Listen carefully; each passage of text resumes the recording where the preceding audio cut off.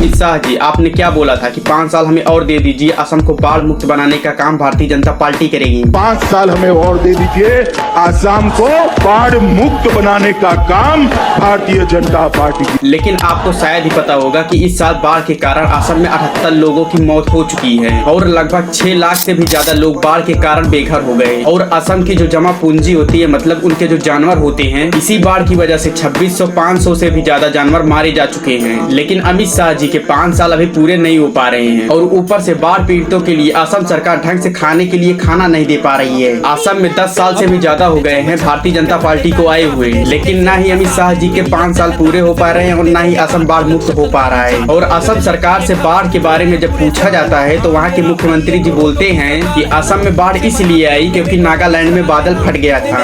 ये पूरा परिस्थितियाँ इसलिए हुआ कि नागालैंड में क्लाउड ब्लास्ट हुए, पहाड़ों से पानी आए और हमारे, जबकि नागालैंड में ऐसा कुछ नहीं हुआ था। हालांकि बारिश हुई थी, बादल नहीं फटे थे। और फिर बाद में मुख्यमंत्री जी ये बात मानते हैं कि वहाँ पर बारिश हुई थी, बादल नहीं फटे थे। अब बात आती है असम सरकार ने जो बाढ़ के नाम पर पैसे खर्च किए, उसी बाढ़ के बचाव के लिए 2024 में केवल 16 किलोमीटर बांध बनाने के लिए 67 करोड़ रुपए खर्च किए गए थे। और असम में अभी जो स्थिति है वो बांध टूटने की वजह से ही हुई है। ब्रह्मपुत्र नदी में उफान आया जिसकी वजह से बांध टूट गए। अब भाई ये बताओ, 67 करोड़ रुपए में ऐसा कौन सा बांध बना दिया जो टिका ही नहीं, और ये पैसा किन किन चीजों में लगाया गया इसकी कोई जानकारी ही नहीं है। तो कैसे पता चलेगा कि 67 करोड़ रुपए कहाँ गए।